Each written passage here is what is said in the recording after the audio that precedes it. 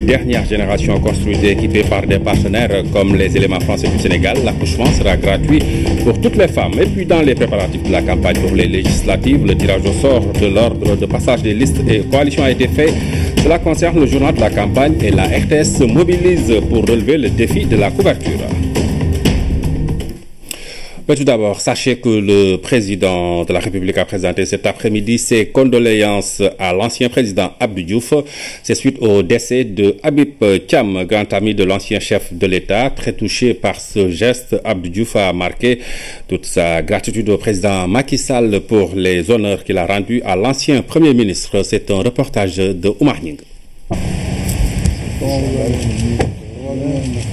Comme toujours, le président Abdou Diouf et madame accueillent le président Macky Sall dans une ambiance cordiale. Mais cette fois, la circonstance est douloureuse. L'ancien président de la République reçoit les condoléances du chef de l'État suite au décès de son ami et ancien Premier ministre Habib Thiam. Le Sénégal tout entier connaît les relations personnelles particulières qui l'ont lié au président Abdou Diouf. J'ai pu échanger avec lui immédiatement.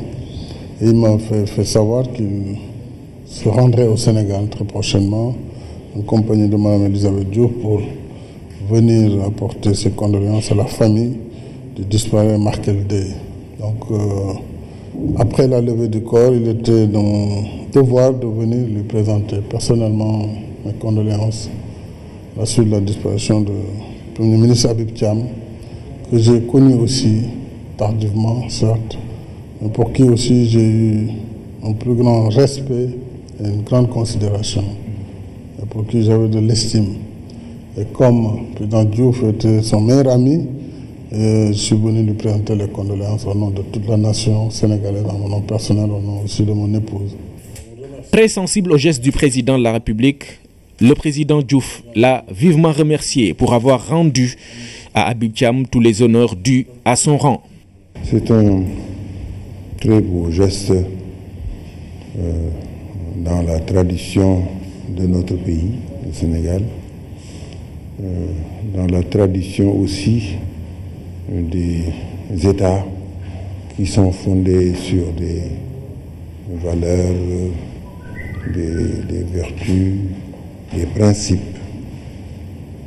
Et le président Macky Sall incarne au plus haut point ces qualités de générosité, d'intelligence, de respect. Le geste qu'il vient de faire, même au plus haut point, dès qu'il a appris la nouvelle du décès de mon ami Habib Thiam, mon frère et ami, il m'a téléphoné le matin même pour me présenter ses condoléances. Et ce qui est le plus important, c'est que il a rendu à Habib Thiam tous les honneurs dus à son rang et même au-delà. Et ça, c'est très important.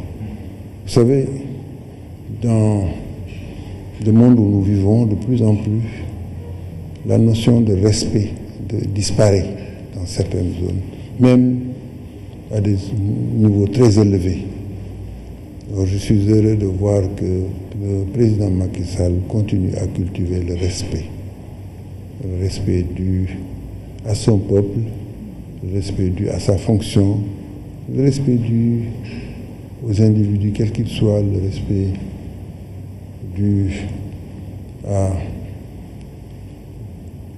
au service de l'État, à ceux qui ont servi l'État et qui l'ont bien servi.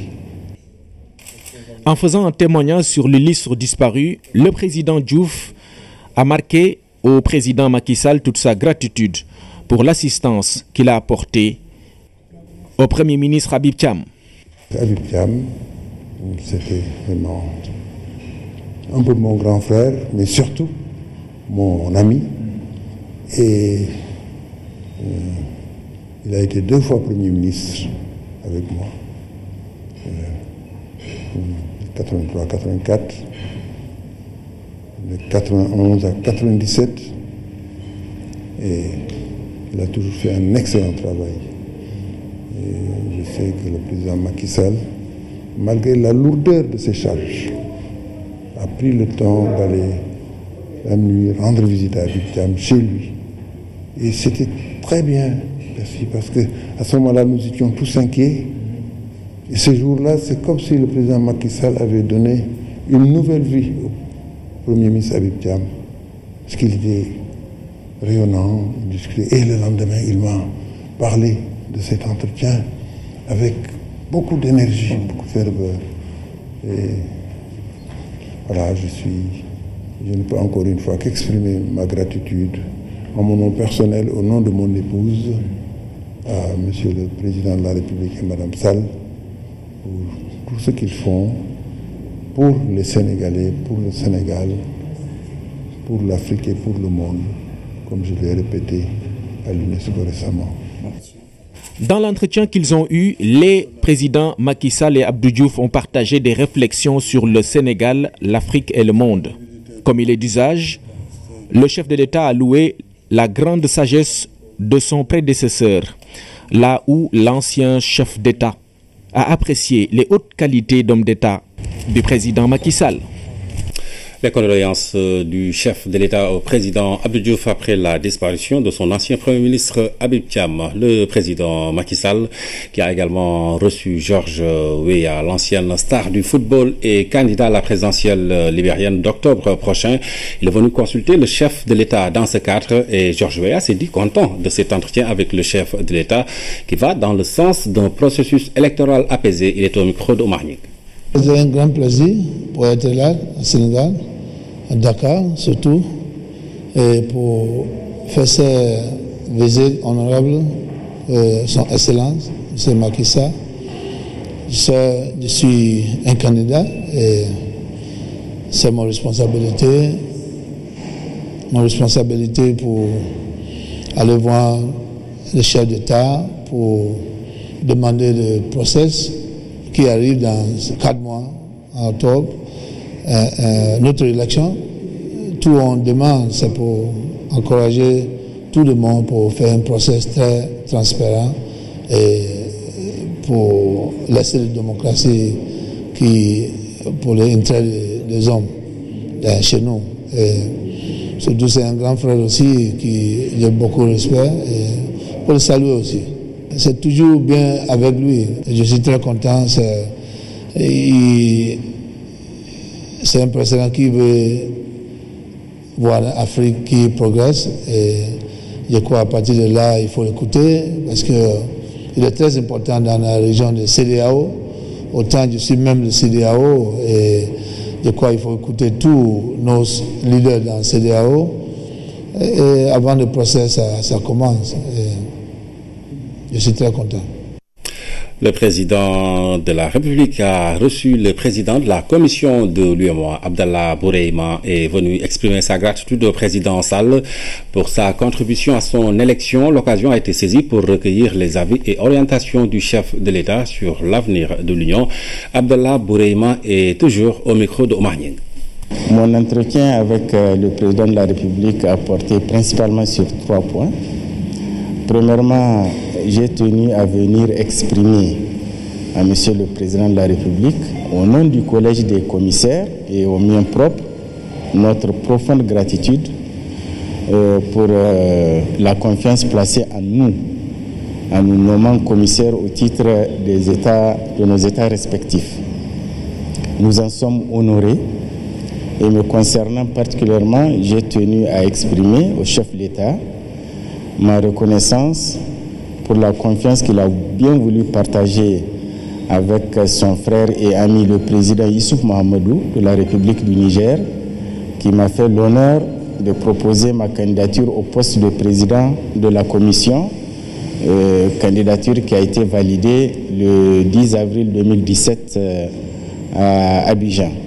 Le second point, effectivement, j'ai confirmé au chef de l'État que nous avons prêté serment le 9 mai 2017 devant la Cour de justice de l'Union. Nous avons immédiatement pris fonction.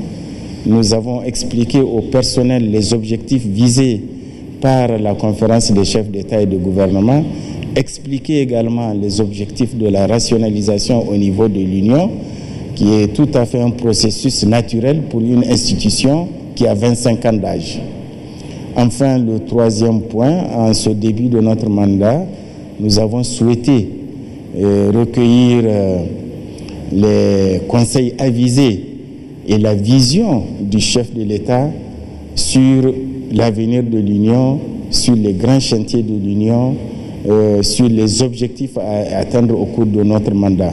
Et je ne vous le cache pas, nous avons été bien servis au niveau de ces conseils et au niveau de l'orientation, des différentes orientations de l'Union pour le mandat que nous démarrons depuis mai 2017. Parmi les objectifs dont parle le président de la commission de l'UEMOA, il y a l'accélération du rythme de progression économique dans l'espace UEMOA pour plus de perspectives pour les États membres et leur population. C'est l'une des pistes que le Conseil des ministres de l'Union entend explorer dans les jours et mois à venir. Position réaffirmée lors de la deuxième session 2017 tenue ce vendredi à Dakar. Mamadou Samambo. C'est une vingtaine de points au total que le Conseil des ministres de l'UEMOA examine ici à BCEAO siège à Dakar. Deuxième session 2017 qui se tient dans un contexte économique mondial encourageant et l'UEMOA s'illustre par une performance au-dessus de la moyenne internationale. Les perspectives de croissance de l'économie au niveau mondial devrait s'accélérer favorablement en passant de 3,1% en 2016 à 3,5% en 2017, puis 3,6% en 2018, avec une reprise de l'investissement, de l'industrie manufacturière et du commerce. Pour sa part, l'activité économique de l'Union a enregistré un taux de croissance de 6,7% en 2016, après 6,3% en 2015. Dans l'ensemble, l'activité a bénéficié d'une bonne tenue du secteur primaire, d'un dynamisme des BTP et d'un maintien des performances au niveau des transports et des communications. Fort de ce constat, le Conseil des ministres entend décider des mesures appropriées visant la consolidation des acquis et l'accélération du rythme de la progression de l'activité économique dans les États membres de l'Union. S'agissant des mécanismes et organes régionaux comme la BCEAO, la BOAD et la Commission, le Conseil entend, entre autres, examiner conformément aux dispositions du traité de l'Union le rapport semestriel d'exécution de la surveillance multilatérale au mois de juin 2017, qui procède d'une part à l'évaluation des performances économiques et financières des États membres de l'Union en 2016 et d'autre part de l'état de la convergence nominale au titre de la même année. Par ailleurs, la Banque centrale communiquera aussi des informations sur la balance des paiements et la position extérieure globale de l'UEMOA au titre de l'année 2015. Elle informera enfin sur l'état d'avancement du projet de promotion des bureaux d'information sur le crédit dans l'UEMOA. L'échelonnement de la dette de la Guinée-Bissau, le programme d'harmonisation des enquêtes sur les conditions de vie des ménages dans l'espace UEMOA et la situation du marché financier régional sont aussi passés au crible. Les conclusions sont attendues dans les prochaines heures. Je vous l'annonçais dans les titres, 3 700 milliards ou plus, c'est l'enveloppe prévue pour le budget de l'année 2018. Annonce faite par le ministre de l'économie et des finances, c'était hier lors d'une session ordinaire unique pour l'occasion. 2 lois ont été votées à l'unanimité par les députés. La loi de règlement ainsi que la loi d'orientation budgétaire, des lois qui renforcent le pouvoir des parlementaires et relatifs au contrôle de l'exécutif. Ibrahim Ndong. 2 lois synonymes d'une avancée démocratique de transparence des finances publiques. La loi de règlement et celle relative au débat d'orientation budgétaire. Pour la deuxième, elle a été adoptée en Conseil des ministres du 14 juin 2017. L'objectif pour le gouvernement est de faire de ce document le référentiel en finances publiques pour la période de 2018 à 2020. Le document d'orientation budgétaire qui vous a été soumis va consolider les bases de la croissance. Nous projetons une croissance de 7% en 2018. Et le Sénégal va être en ligne par rapport aux engagements qui ont été pris en 2014. Il faut noter qu'en 2014, lorsque le président Macky Sall a lancé le plan Sénégal émergent, dans cette assemblée, on avait beaucoup discuté. Beaucoup d'entre nous n'y croyaient pas. Aujourd'hui, les réalisations dans le cadre du plan sénégalais émergent sont perceptibles dans plusieurs domaines. À cela s'ajoutent de nouveaux programmes d'accélération au profit des couches les plus vulnérables. Je pense au PUDC qui permet de rééquilibrer davantage le pays. Nous pensons au PUMA qui permet de gérer et de mieux administrer nos régions frontalières.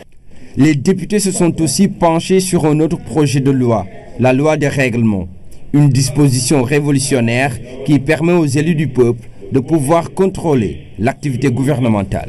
Bon, pour la première fois dans l'histoire du pays et dans l'UEMOA d'ailleurs, fait adopter en Conseil des ministres le projet de loi de règlement de 2016, ce qui va permettre à la prochaine législature en même temps qu'on va adopter la loi de finances de l'année à venir, on fera quand même la situation et on se penchera sur l'utilisation des ressources. Je pense que cela est extrêmement important de savoir quelles sont les autorisations que vous nous aviez données et qu'est-ce qui a été fait de ces autorisations. Je pense que cela est extrêmement important. Devant les parlementaires, le ministre de l'économie et des finances est revenu sur les prévisions du budget de 2018. 3 700 milliards au plus, c'est l'enveloppe prévue pour l'année à venir. Après cette tour d'horloge, les deux projets de loi ont été votés à l'unanimité. Les législatives 2017, le CNRA et la RTS ont fini de procéder au tirage au sort de l'ordre de passage des listes et des coalitions dans les journaux de la campagne. 2 minutes sont réservées aux listes chaque jour pour mener une propagande auprès des populations cibles. La RTS se mobilise pour relever le défi de la couverture. Maman Moussania. La diffusion de la première tranche regroupera 24 listes. Elle est prévue de 18h30 à 19h45. La deuxième tranche, elle, va rassembler 23 listes. Elles occuperont l'antenne de 21h à 22h15. Ainsi, pour permettre à toutes les listes de passer sur les deux tranches horaires de diffusion, il est opéré après tirage un classement par groupe de 8 listes, excepté le dernier composé seulement de 7 listes. Pour la suite des diffusions, il est opéré un glissement par groupe suivant une permutation circulaire dans le sens des aiguilles d'une montre. À l'intérieur d'un même groupe, il est également opéré une rotation par permutation circulaire, toujours dans le sens des aiguilles d'une montre. Dans les services de la RTS, un studio est disponible déjà pour les enregistrements, un panneau neutre en arrière-plan pour l'affichage éventuel dimanche en arrière-support papier ou l'exposition de Kakemuno, un mur dimanche en arrière-plan pour la diffusion dimanche support numérique au format MPG4.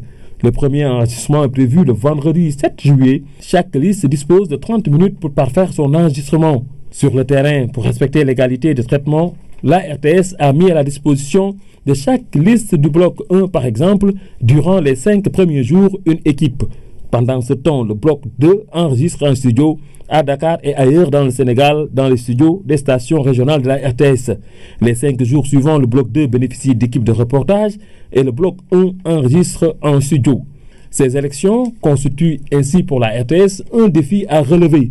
Malgré le nombre de listes, 47 au total, la RTS se dit apte et prête à assurer les reportages et enregistrements partout où le besoin se fera sentir. Au Sénégal, ailleurs dans les autres départements de la diaspora où le vote est prévu. Déjà, les équipes sont en place, le dispositif également pour faire face, comme à l'accoutumée, lors de grands événements. Pour un respect de l'agenda de reportage et d'enregistrement, les plannings de campagne de toutes les listes sont attendus à la RTS avant le 6 juillet. Dans le reste de l'actualité, Ouakam vient de réceptionner une nouvelle maternité. Elle a été construite et équipée par un groupe de partenaires dont les éléments français au Sénégal. Une maternité de dernière génération qui va offrir gratuitement l'accouchement à toutes les femmes. La cérémonie de réception a été présidée par le Premier ministre. C'était en présence des autorités locales et coutumières Youssouf Kaba. Une ambiance de fête, une ambiance à la tradition wakamoise pour accueillir le Premier ministre, mais aussi pour accueillir ce joyau. La maternité Annette Mbaye d'Arnéville, c'est désormais le nom qu'elle porte. Une maternité de dernière génération appelée à satisfaire les besoins des femmes et des jeunes de la localité en soins de qualité. L'honneur ne s'achète pas. L'honneur ne se vend pas. Et quand quelqu'un vous l'offre, vous l'accueillez avec beaucoup de bonheur, beaucoup de chaleur dans le cœur. l'on me fait, je le restitue aux femmes de Ouakam.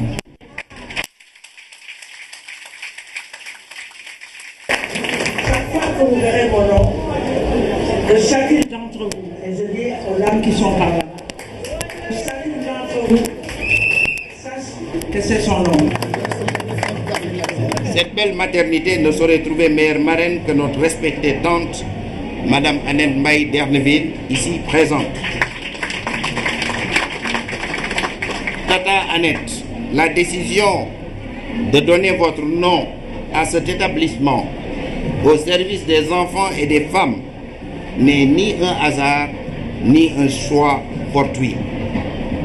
En effet, vous avez toujours été à l'avant-garde de tous les combats pour la dignité, la justice sociale et le bien-être des femmes et des enfants. Choix ne pouvait être plus judicieux pour baptiser cette belle œuvre de la coopération entre le Sénégal et la France. La structure a été réalisée grâce au concours de plusieurs bonnes volontés, dont les éléments français au Sénégal, voisins des populations de Ouakam.